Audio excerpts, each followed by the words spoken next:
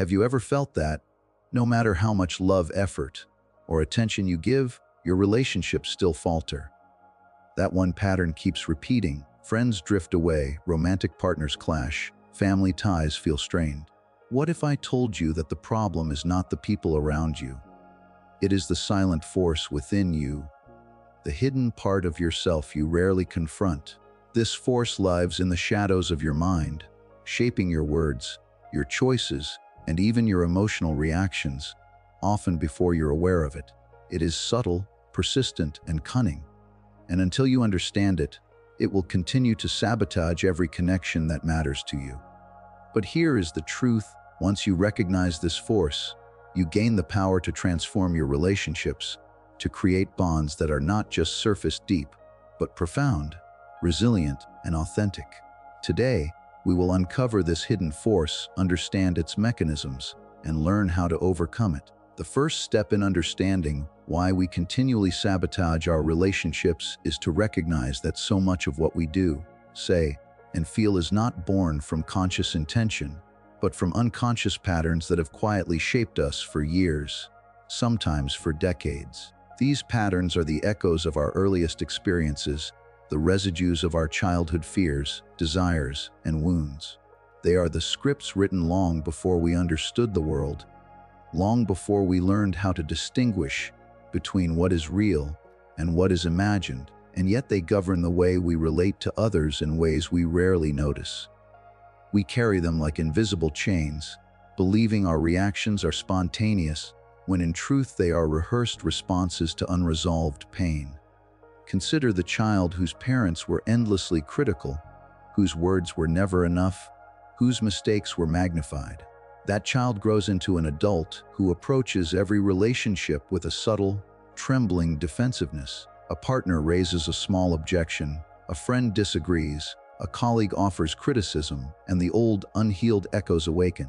The adult may not consciously connect this behavior to the voice of their past, yet they react with doubt, defensiveness, or withdrawal. They are not merely reacting to the present moment, they are reliving 1,000 past encounters where their worth was questioned.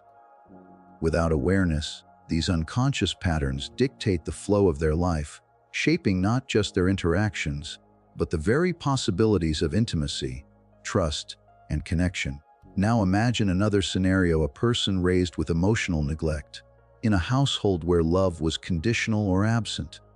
From a young age, they learned that expressing neediness, asking for help, or revealing vulnerability brought little comfort and sometimes even punishment. As adults, these individuals carry an unspoken rule to protect themselves.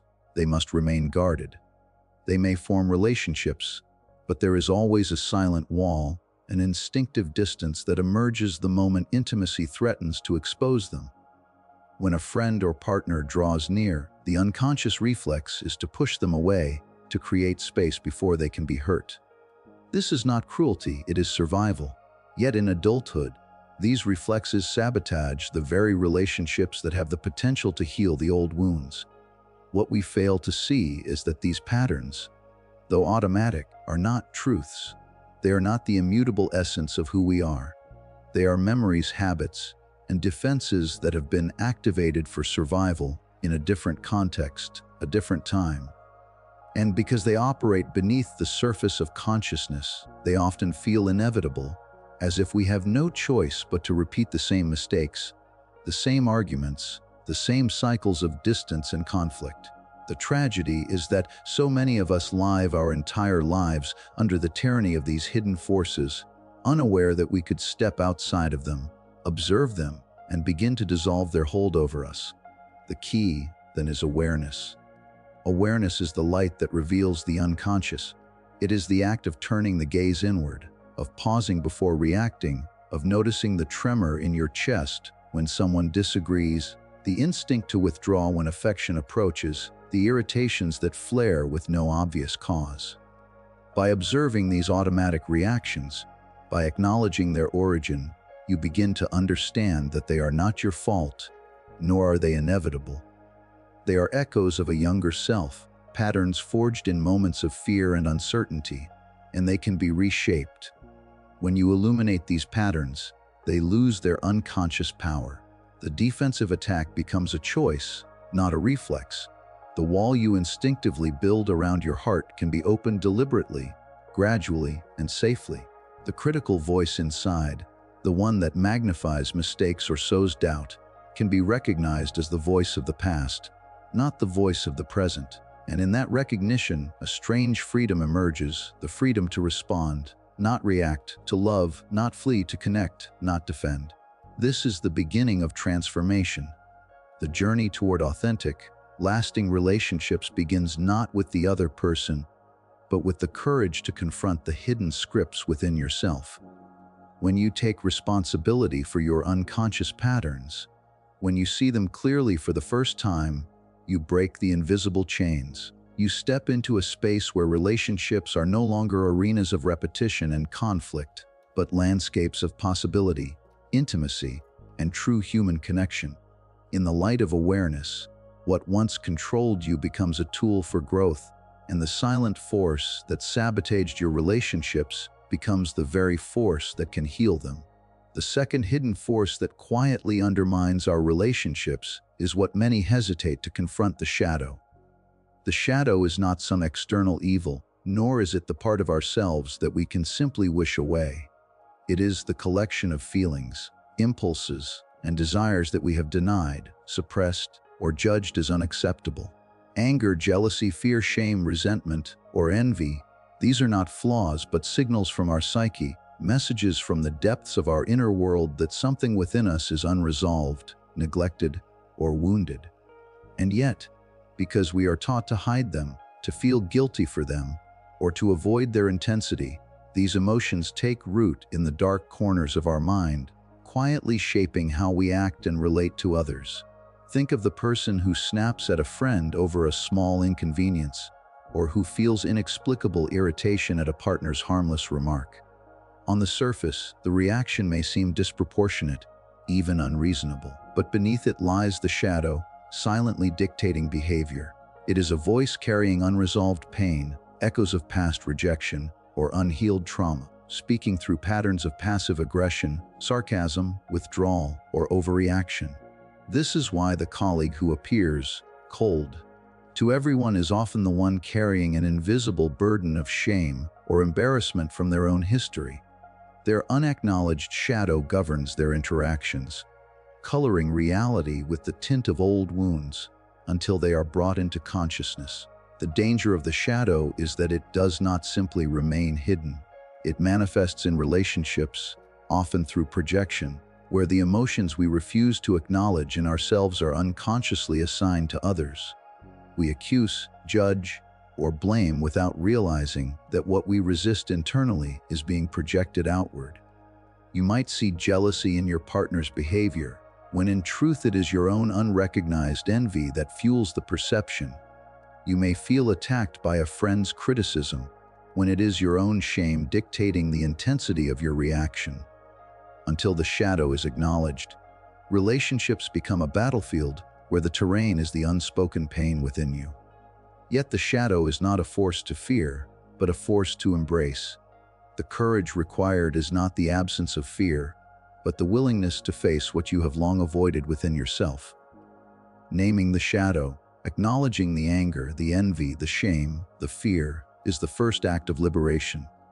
Understanding its origin, tracing it to its source, whether in childhood wounds, past betrayals, or societal conditioning, allows these emotions to shift from unconscious puppeteers to conscious allies. The moment you recognize your shadow, it stops controlling your actions through hidden scripts and begins to speak a language you can understand. It communicates unmet needs, hidden desires, and the parts of yourself that require attention and care. Integration is the key. Integration does not mean giving in to destructive impulses, nor does it mean acting on every shadow desire. It means recognizing them as real, valid, and informative. When integrated, the shadow becomes a guide, revealing areas where vulnerability is needed, where empathy is required, and where self-compassion must be cultivated. In relationships, this integration transforms interactions. The sarcasm becomes an invitation to express hurt honestly. The The withdrawal becomes a signal to seek support. The irritation becomes a mirror reflecting unmet personal needs. Your relationships stop being stages for unconscious battles and instead become mirrors in which you can witness your own growth. Consider someone who has always felt unworthy of love, whose shadow carries shame and fear of rejection. Without awareness, every relationship is tinged with suspicion, distance, and preemptive withdrawal. But when that person begins to confront their shadow, acknowledging the fear and understanding its source, they gain the power to respond differently. They can express vulnerability without shame, forgive perceived slights without immediate retaliation, and connect without defensive walls. Their shadow, once a silent saboteur, now becomes a source of self-understanding and relational wisdom. The shadow is not a curse, but a hidden well of strength. By facing it, naming it, and integrating it, we stop projecting our internal struggles onto others. Relationships cease to be arenas of repeated pain and miscommunication, and instead become dynamic spaces for growth, understanding, and authentic connection. The shadow, once feared and denied, becomes a silent teacher, guiding us toward empathy, resilience, and the courage to truly see both ourselves and others without illusion. To embrace the shadow is to embrace the full spectrum of the human psyche, and in doing so, to transform every relationship into a reflection of conscious, compassionate, and courageous living. One of the most destructive forces in human relationships operates so quietly that it is rarely questioned. It is the tendency to mistake our inner world for objective reality, to look at another person and unknowingly see ourselves reflected back. This is projection, the act of assigning our own hidden fears, insecurities, guilt, and unresolved conflicts onto those closest to us. When projection is at work, relationships are no longer encounters between two individuals. They become distorted mirrors, shaped more by what lives inside us than by what is actually happening between us. A person who carries a deep, unexamined fear of abandonment may enter a relationship already convinced that loss is inevitable. Every delayed message, every moment of silence, every shift in tone becomes proof that they are being rejected. They accuse their partner of emotional distance, coldness, or indifference, not because these qualities are present, but because their own fear is searching for confirmation. The partner feels misunderstood and attacked, while the one projecting feels justified in their anxiety. In truth, neither is responding to the present moment. They are both trapped in a story written long before the relationship began. Projection often disguises itself as intuition. We say, "I just know what they're thinking," or "I can feel their judgment," without realizing that what we are sensing is not the other person, but our own internal voice echoing outward. A person burdened with guilt may walk into a room and feel accused without a word being spoken. A casual comment feels like an attack. A neutral expression feels like condemnation.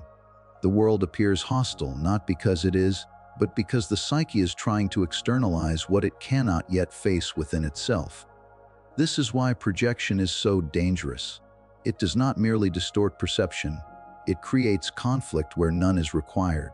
Research on relationship dynamics has shown that couples who frequently engage in projection experience dramatically higher levels of recurring conflict, not because one partner is inherently flawed, but because unresolved inner material is constantly being acted out between them. Arguments repeat with different words but identical emotional outcomes. Apologies fail to heal because the wound being defended was never caused by the present relationship. Projection allows us to avoid responsibility. It is far easier to accuse than to examine, to blame than to reflect. But the cost of this avoidance is intimacy. When we project, we do not truly see the other person. We see a screen onto which our fears are cast. Love cannot survive long in such conditions because love requires reality, not illusion. It requires meeting another human being as they are, not as our unconscious expects them to be. The antidote to projection is not denial, nor is it self-criticism. It is radical self-reflection. It is the willingness to pause before reacting and ask a difficult question: what part of this belongs to me? This question alone has the power to interrupt cycles that have lasted years. When irritation arises, when hurt feels overwhelming, when accusations form in the mind, self-reflection creates a moment of space. In that space, choice becomes possible. Owning a projection does not mean dismissing your feelings. On the contrary, it means taking them seriously enough to trace them to their source. When you ask yourself whether your fear belongs to the present moment or to an unresolved past, you begin to reclaim authority over your inner world. You stop demanding that others carry the weight of emotions they did not create. Relationships become lighter, clearer, more honest, not because conflict disappears, but because conflict is no longer fueled by invisible ghosts. As projections are withdrawn, something remarkable happens. Conversations soften. Misunderstandings lose their intensity. You begin to hear what the other person is actually saying rather than what your fear expects to hear. Trust grows, not because others become perfect, but because your perception becomes more accurate. You realize that many of the battles you fought were never truly with the people in front of you. They were with parts of yourself that longed to be seen and understood. When projection is brought into awareness, it transforms from a weapon into a guide. Each emotional reaction becomes an invitation to self-knowledge. Each conflict becomes a doorway into deeper understanding. By reclaiming what you have unconsciously placed onto others, you regain the ability to relate from truth rather than defense, from presence rather than fear, and in doing so, relationships cease to be arenas of confusion and accusation, and instead become spaces where reality, responsibility, and genuine connection can finally take root. One of the most powerful forces that quietly sabotages human connection is fear, not the loud, dramatic fear we easily recognize, but the subtle, persistent fear of being seen as we truly are. Vulnerability asks something deeply uncomfortable of us. It demands honesty, emotional exposure, and the willingness to risk rejection. For many, this feels more threatening than loneliness itself. And so, rather than face the danger of being fully known, they choose distance, silence, or carefully constructed masks that keep others close enough for comfort, but far enough to avoid exposure. This fear is rarely born in adulthood. It takes shape early in moments when openness was met with judgment, ridicule, neglect, or betrayal. A child who was laughed at for expressing emotion learns to hide their feelings. A teenager who was punished for honesty learns to stay silent. Over time, this becomes a rule written deep into the psyche to survive. Do not reveal too much. What once protected us becomes the very thing that limits us, yet the fear persists long after the danger has passed. Consider two friends who grow up side by side. They share laughter, memories, and history, yet one always holds something back. They listen, but rarely speak from the heart. They offer advice, but never reveal their own doubts. Years pass, and the friendship remains polite, familiar, but strangely shallow. The distance is not caused by lack of affection, but by fear of being misunderstood, fear of appearing weak, fear that honesty will disrupt the bond. The tragedy is that the very thing they fear losing is already slipping away, quietly eroded by emotional absence. The same pattern appears in romantic relationships. Many partners avoid difficult conversations, believing that silence preserves harmony. They swallow disappointment, hide resentment, and suppress unmet needs, telling themselves that love means endurance. But what is unspoken does not disappear, it accumulates. It turns into tension, irritation, and emotional withdrawal. Eventually, small misunderstandings carry the weight of years of unexpressed truth. The relationship begins to feel heavy, fragile, and confusing, not because love has vanished, but because vulnerability was never allowed to breathe. Fear of vulnerability convinces us that exposure equals danger. It whispers that if others see our insecurity, our fear, our imperfections, they will turn away. Yet this fear misunderstands the nature of intimacy. True connection does not arise from perfection or emotional armor. It arises from shared humanity, from the courage to say, "This is what I feel," even when the voice trembles. Without vulnerability, relationships remain performances, carefully managed but emotionally hollow. Overcoming this fear does not require dramatic confessions or reckless emotional exposure. It begins with small acts of courage, a single honest sentence spoken instead of silence, a feeling acknowledged rather than dismissed, an apology offered without defense. Each of these moments weakens the grip of fear and teaches the psyche a new truth. Openness does not destroy connection, it deepens it. When vulnerability is practiced consciously, something shifts internally. The nervous system learns that honesty is survivable. The mind discovers that being seen does not always result in rejection. Trust begins to grow not only toward others, but toward oneself. You begin to trust your capacity to handle discomfort, misunderstanding, and emotional risk. And this self-trust becomes the foundation upon which genuine relationships are built. Vulnerability also transforms how we see others. When we risk openness, we invite openness in return. Conversations become real, conflicts become clearer, misunderstandings lose their venom because they are addressed before they harden into resentment. The relationship stops being a fragile structure maintained by silence and becomes a living bond strengthened by truth. Fear thrives in secrecy, but it weakens in the presence of honesty. Each time you choose to express rather than conceal, to reveal rather than retreat, you reclaim a part of yourself that was once hidden for survival. What emerges is not weakness but depth, not fragility but resilience. Vulnerability does not make relationships unsafe, it makes them real. And in reality, connection no longer depends on perfection or performance, but on the simple, courageous act of showing up as you are. The final and most decisive force in healing sabotaged relationships is conscious transformation. There is a painful illusion many people carry that the disturbing elements within them can be erased, silenced, or conquered through willpower alone. But the psyche does not respond to violence or denial. What is unconscious cannot be destroyed, it can only be brought into awareness, understood, and integrated. Transformation does not occur by rejecting parts of yourself, but by facing them with clarity and responsibility. This is the work that separates repetition from growth and reaction from choice. Conscious transformation begins with observation, not judgment, not self-attack, but honest witnessing. To observe yourself is to step back from your impulses and see them as patterns rather than truths. When irritation rises, when defensiveness appears, when the same conflict repeats in different relationships, something within you is asking to be understood. Writing your thoughts, tracking emotional triggers, and reflecting on moments of tension allow the unconscious to surface. What was once invisible becomes familiar, and familiarity weakens its power.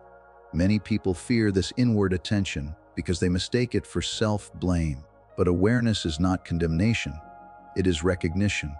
When you notice how quickly you become guarded, how easily you compete, how often you dismiss others, you are not proving your inadequacy, you are uncovering the mechanisms that have quietly governed your behavior. Without this step, relationships remain battlegrounds where the same wars are fought with different faces. With it, relationships become laboratories for growth. Seeking feedback is another act of courage. The self cannot fully see itself without reflection. Trusted friends, mentors, or partners often perceive patterns we cannot. When feedback is received without defensiveness, it becomes a mirror rather than an accusation.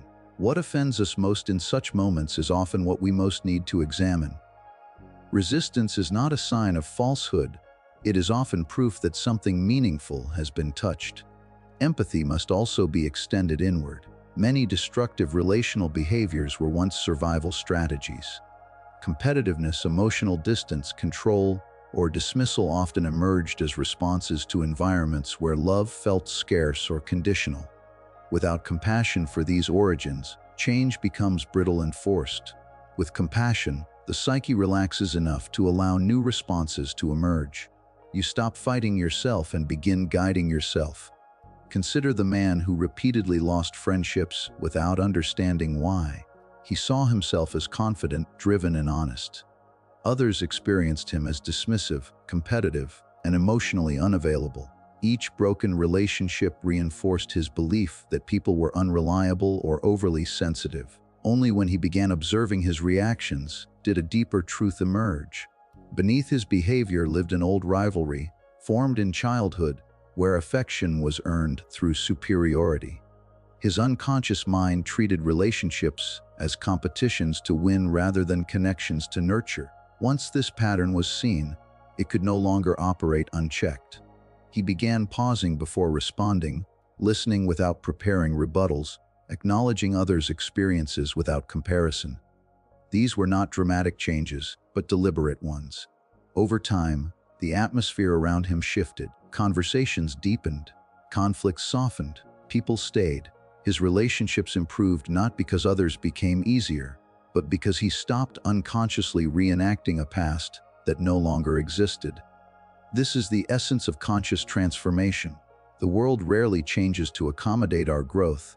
We must change to meet it consciously. When inner forces are integrated, they no longer erupt through others. The anger becomes clarity. The fear becomes caution rather than control. The need for validation becomes self-respect. Relationships cease to be arenas where unresolved conflicts play themselves out, and instead become spaces where wholeness is expressed. Mastery of the self does not mean perfection. It means responsibility. It means recognizing that your inner world shapes every connection you enter. When you take ownership of your patterns, you reclaim authorship over your relationships. You no longer demand that others heal what you refuse to face. And in doing so, something profound occurs. Connection becomes less exhausting, less defensive, less fragile. The hidden forces within you are powerful, but they are not enemies. They are unfinished stories asking for resolution. Through self-awareness, courage, and deliberate action, those forces are transformed from saboteurs into guides. And when the inner world is brought into order, relationships naturally follow, not as struggles to endure, but as living expressions of growth, depth, and genuine human connection.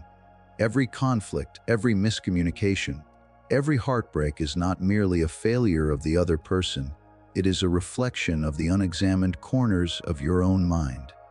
By confronting your unconscious patterns, integrating your shadow, and daring to be vulnerable, you turn the hidden force from a saboteur into a guide. Relationships then cease to be unpredictable or painful.